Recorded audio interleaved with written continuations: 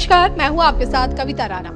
रातों रात बांग्लादेश में हुए तख्ता पलट ने मुल्क की तस्वीर बदल कर रख दी। जी हां, ना चाहकर भी शेख हसीना को खुद के मुल्क से भागना पड़ा, सेना की ताकत के आगे अपनी सत्ता गंवानी पड़ी और अब देखिए यूरोप से लेकर खाड़ी देशों में अपना नया ठिकाना वो ढूंढ भी रही है। लेकिन क्या आप जानते हैं कि हिंसा की आग में जल रहे बांग्लादेश की आज की तस्वीर सालों पहले फ्रांस के भविष्यवक्ता नॉस्ट्राडामस देख चुके थे। जी हाँ, तभी तो 450 साल पहले एशिया, यूरोप, मिडिल ईस्ट को लेकर उन्हीं की भयावह भविष्यवाणी आज दुनिया को डरा भी रही है। क्या है पूरा मामला, आइए आपको बताते हैं विस्तार से। बांग्लादेश के तख्ता पलट से इस्लामिक मुल्कों में भूकंप, क्या खाड़ी देशों का होगा बांग्लादेश जैसा हाल? दुनिया को क्यों डरा रही है नॉस्ट्राडामस की भविष्यवाणी? देखिए सिर्फ धर्म ज्ञान पर।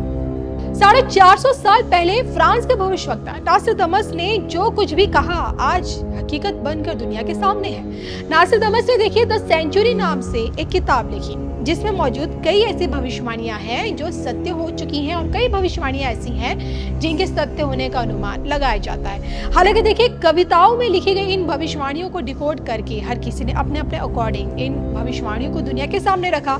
अब इन भविष्यवाणियों के आधार पर ही नॉस्ट्राडामस के हवाले से जिन भविष्यवाणियों में आने वाले कल को देखा जाता है उसमें गृह युद्ध, तख्ता पलट का जिक्र साफ साफ है। जी हाँ, द सेंचुरी नाम की किताब में नॉस्ट्राडामस के हवाले से ये लिखा गया है, एशिया समेत यूरोप के कई देशों में गृह युद्ध जैसे हालात बनेंगे। कई देशों में विद्रोह होंगे और ये सत्ता परिवर्तन या गृह युद्ध के हालात पैदा करेंगे। तख्ता पलट देखिए बांग्लादेश में हुआ, सरकार शेख हसीना की गई, कट्टरता की आग में बंगाली हिंदू आज जल रहे हैं, तो फिर मिडिल ईस्ट से लेकर गल्फ देशों का इससे क्या कनेक्शन है, ये आपने कभी सोचा है? दरअसल देखिए नॉस्ट्राडामस की भविष्यवाणी में कई दफा इस बात का जिक्र हमेशा मिला है कि गेहूं इतना ऊंचा उठेगा कि आदमी एक दूसरे को खा जाएंगे। मतलब ये कि देशों के बीच जंग छिड़ जाएगी और जिसका सबसे बड़ा उदाहरण इस वक्त रूस, यूक्रेन और इजराइल हमास का युद्ध है और इन्हीं के बीच आधे से इस्लामिक मुल्क एक तरह से बट भी चुके हैं। आपको पता ही है कि जॉर्डन और सऊदी अरब खुलकर इजराइल के साथ आ चुके हैं। दूसरी तरफ ब्रिटेन में भड़की हिंसा में मुसलमानों को सबसे ज्यादा निशाना बनाया जा रहा है और इतना ही नहीं, ईरान के तो देखिए आधी दुनिया से रिश्ते बहुत ही ज्यादा खराब भी चल रहे हैं। कुल मिलाकर देखा जाए तो अफगानिस्तान और बांग्लादेश जैसे हाल गल्फ देशों का भी हो सकता है और जिसकी संभावना नॉस्ट्राडामस की भविष्यवाणियों में साफ दिखती है।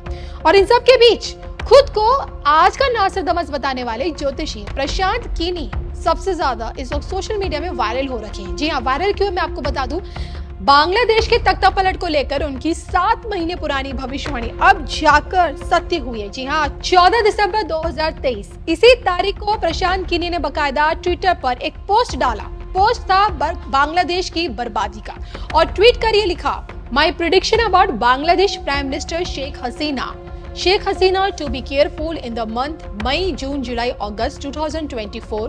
She may face assassination attempts.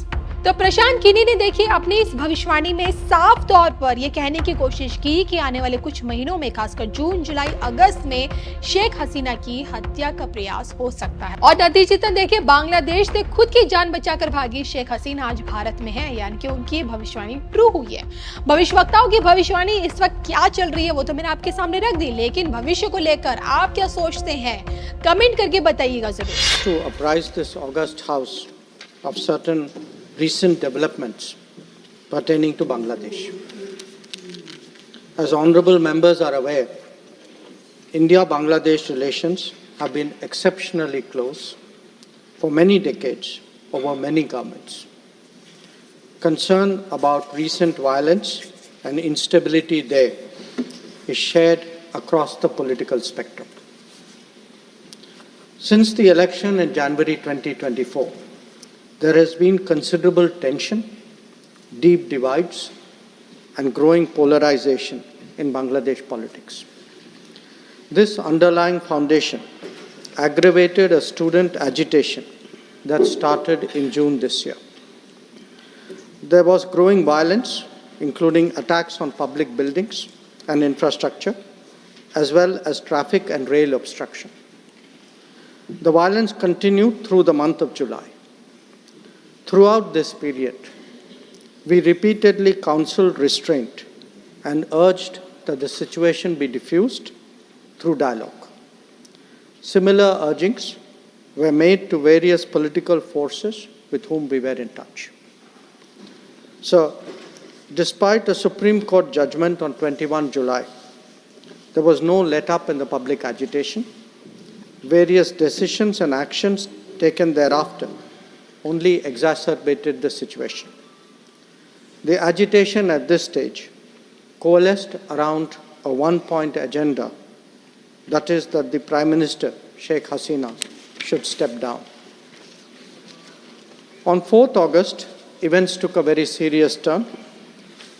Attacks on the police, including police stations and government installations, intensified even as overall levels of violence greatly escalated.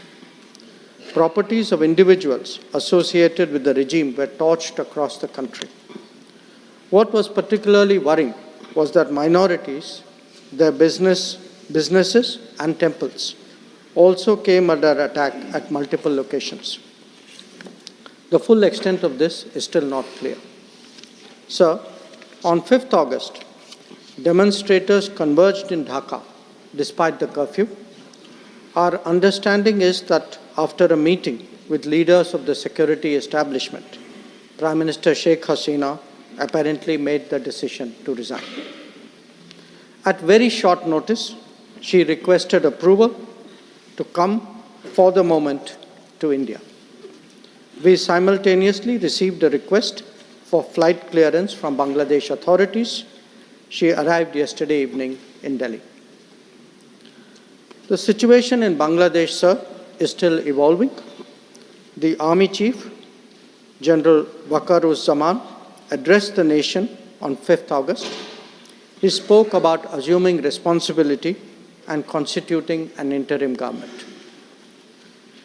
We are in close and continuous touch with the Indian community in Bangladesh through our diplomatic missions.